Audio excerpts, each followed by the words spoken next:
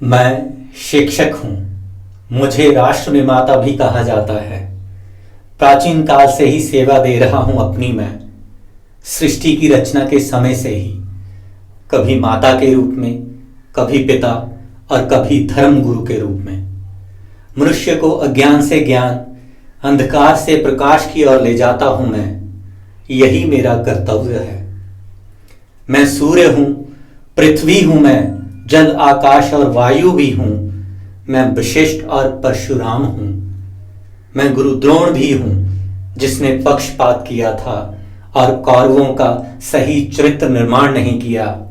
मैं मौन रहा अनैतिकता पर और अन्याय का साथ दिया और महाभारत का जनक बना। मैं चाणक्य भी हूँ, जब सत्ताधारी सत्ता के नशे में मदमस्त अनैतिकता की सीमा लांघ रहे थे। भारत तब खंड खंड था और विदेशी हमारी धरती को रौंदने आ रहे थे। तब मैंने साहस किया और अपने शिष्यों के साथ खंड खंड भारत को एक कर उसमें राष्ट्रवाद का संचार किया। जब बाबर ने हमला कर जुल्म ढाया तो बाबा नानक के रूप में उस जुल्म अन्याय के खिलाफ खड़ा हुआ। बेजान हो चुकी मानवता में नवजीवन का संचार किया। गुरु अर्जुन देव के रूप में बलिदान सहन शक्ति की एक नई परिभाषा लिखी अपना बलिदान देकर।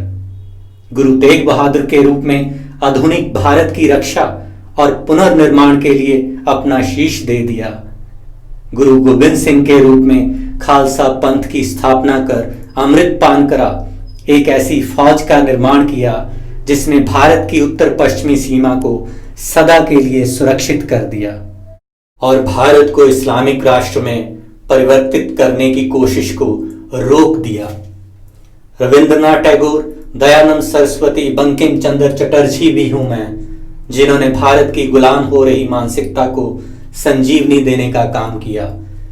मैं भारत की पहली महिला शिक्षक सावित्रीबाई फूले हूं, जिसने लड़कियों के लिए पहला स्कूल खोला। मैं विवेकानंद हूं, जिसने विदेशियों को उन्हीं की धरती पर भारत की महानता से रूबरू करवाया। पर मैं शर्मिंदा हूं कि मैं अपने कुछ शिष्यों को सही शिक्षा नहीं दे पाया। उन्होंने अपने स्वार्थ के लिए भारत के टुकड़े कर दिए। मैं शर्मिंदा हूं कि मेरे एक शिष्य ने गुरु द्रोण की भांति अपने योग्य शिष्य को योग्य शिष्य के आगे कर उससे भारत के पहले प्रधानमंत्री का पद गुरु दक्षिणा में मांग लिया और भारत को कई साल पीछे धकेल दिया। हाँ, मैं शर्मिंदा हूं कि मैं अपने कर्तव्य का पालन ठीक से नहीं कर सका।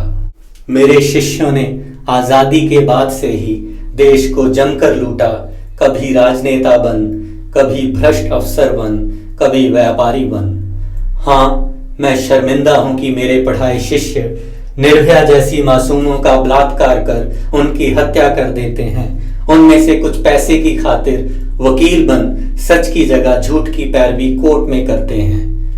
हाँ, मैं शर्मिंदा हूं कि मेरे पढ़ाए कई शिष्यों का चरित्र निर्माण मुझसे सही नहीं हो पाया।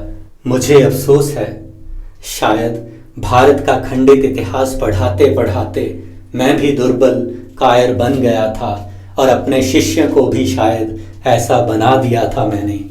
शायद मैं अन्याय और अनैतिकता के खिलाफ द्रोण बना रहा। चाणक्य की भांति विद्रोह कर पाने की हिम्मत नहीं थी मुझ में। मुझे अफसोस है कि मैं गुरु तेग और गुरु गोविंद जैसे शेरदिल गुरुओं के पथ पर नहीं चल पाया, क्योंकि ना तो मुझे इनके बारे में पढ़ाया गया और ना ही मैंने कभी अपने शिष्यों को बताया। यह सब नायक पुस्तकों में थे ही नहीं। मुझे निर्बल बना दिया गया या मैं बन गया। मेरे नायक बदल दिए गए और मुझे कायर बना दिया गया। हाँ, मैं शिक्षक हूँ। कोरोना के इस दौर में वेतनहीन हूँ, टूट चुका हूँ, पर मुस्कुराहट के साथ राष्ट्र निर्माण में लगा हूँ। ऑनलाइन पढ़ाता हूँ मैं। घर में तंगी है, लाचारी है, पर फिर भी अपना कर्तव्य निभाता हूँ मैं। हाँ, मुझे कोसा जा रहा है, सवाल खड़े किए जा रहे हैं मेरी दी जा रही शिक्षा पर। चंद रुपयों के लिए जलालत भी मिल रही है मुझे, पर क्या करूं?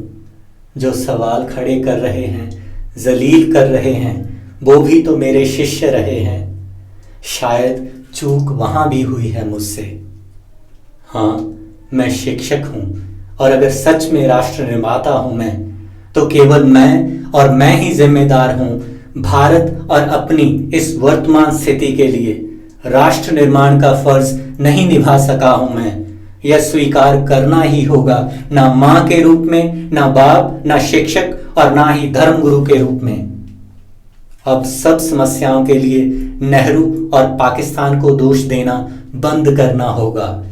माना कि नेहरू ने योग्य पटेल को गांधी की सहायता से पीछे धकेल प्रधानमंत्री की कुर्सी हत्या इस देश का बंटाधार किया, और गांधी ने भी गुरु द्रोण की तरह पक्षपात कर लोकतंत्र में एक नई परंपरा को जन्म दिया, जो बदस्तूर आज भी जारी है हर संस्था में।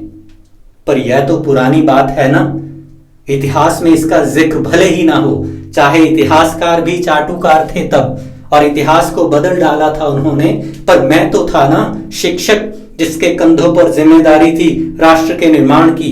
फिर मैं क्यों नहीं उठा, विद्रोह क्यों नहीं किया, आवाज क्यों नहीं उठाई? इतने वर्षों बाद आज भी तो वही अवस्था है मेरी। इतना पढ़कर भी अनपढ़ हूं, लाचार हूं, मौन रहता हूं अनैतिकता पर। मेरी आंखों के सामने सब होता है, फिर भी धृतराष्ट्र की तरह अंधे होने का नाटक कर द्रोण की भांति चुप रहता हूं मैं, अपने ही किसी स्वार्थ के लिए, या शायद अश्वत्थामा के लिए, या शायद महाभारत की प्रतीक्षा कर रहा हूं मैं, ताकि कौरवों का साथ दे सकूं। हाँ, मुझे निर्बल बनाया गया, कायर हूं मैं।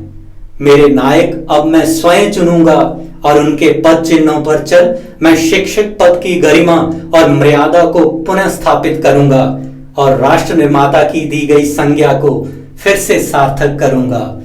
हाँ, मैं शिक्षक हूं, और मुझे अपने शिक्षक होने पर गर्व है। जो तुझसे लिपटी बेड़ियां समझना इनको वस्त्र तू, जो तुझसे लिपटी बेड़ियां समझना इनको वस्त्र तू, जे बेड़ियां उतार के बना ले इनको शस्त्र तू। तू खुद की खोज में निकल, तू किस लिए हताश है, तू चल, तेरे वजूद की समय को भी तलाश है। चरित्र जब पवित्र है तो क्यों है यह दशा तेरी, ये पापियों को हक नहीं कि ले परीक्षा तेरी। तू खुद की खोज में निकल, तू किस लिए हताश है, तू चल, तेरे वजूद की समय को भी तलाश है, समय को भी तलाश है।